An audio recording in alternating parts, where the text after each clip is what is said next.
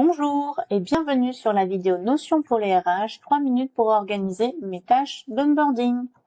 Vous avez de nombreux mouvements et souhaitez suivre l'avancement de ceux-ci facilement? Avec l'application Notion, vous pourrez suivre de façon simplifiée et optimiser tous vos mouvements de personnel. Après avoir créé votre espace Notion et ajouté une nouvelle page en cliquant sur le plus, ajout d'une page à l'intérieur, nous allons organiser la gestion des tâches d'onboarding en 3 étapes. Première étape, la création de la base de données avec les différentes tâches à effectuer. Seconde étape, la mise en relation de cette base avec la base d'entrée et sortie que nous avons créée dans une vidéo précédente. Et la dernière étape, l'attribution de la tâche créée à un salarié. Pour la première étape, nous allons déjà créer une base de données.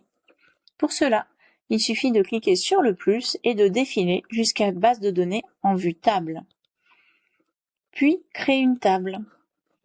Cette nouvelle table, nous allons la nommer tâches d'onboarding. Dans cette table, vous allez pouvoir ajouter les colonnes dont vous avez besoin, colonnes que nous appelons ici propriétés. En cliquant dessus, nom de la tâche, catégorie, en cliquant sur le plus pour ajouter la description en type format texte, le responsable en type sélection et le profil en type sélection multiple. En complément, nous ajoutons 2 colonnes liées à la gestion de la tâche. Nous cliquons donc sur État pour l'avancement de la tâche et ensuite nous allons faire une relation.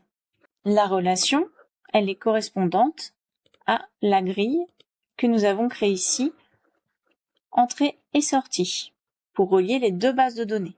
Donc, nous faisons le plus, relation, et nous choisissons la base de données entrée et sortie, que nous affichons aussi dans l'autre base, et nous ajoutons la relation.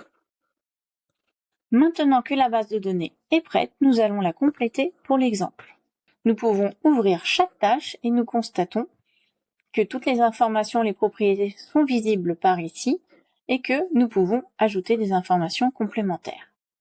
Pour finaliser cette base de données, nous allons masquer dans la vue ces 2 propriétés, mais elles restent bien sûr présentes. En complément, nous allons mettre un filtre sur entrée-sortie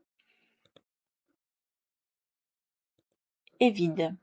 Dernière étape, nous pouvons maintenant attribuer la tâche à notre salarié.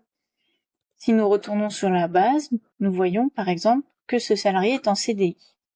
Nous allons sélectionner les tâches correspondant à son profil et les dupliquer. Ensuite, sans désélectionner, nous allons pouvoir modifier la propriété entrée et sortie pour choisir notre salarié numéro 1. Les tâches disparaissent bien de notre catalogue et les tâches qui sont attribuées sont maintenant bien visibles dans la fiche du salarié. Nous pouvons ouvrir cette fiche et nous allons modifier l'affichage de cette propriété en cliquant sur les 3 petits points, style d'affichage, section de page. Nous pouvons ajouter un état pour voir où en est la tâche et après, il ne reste plus qu'à mettre à jour les tâches en fonction de l'avancement. Voilà, vous savez maintenant organiser vos tâches d'onboarding facilement sur Notion. À bientôt!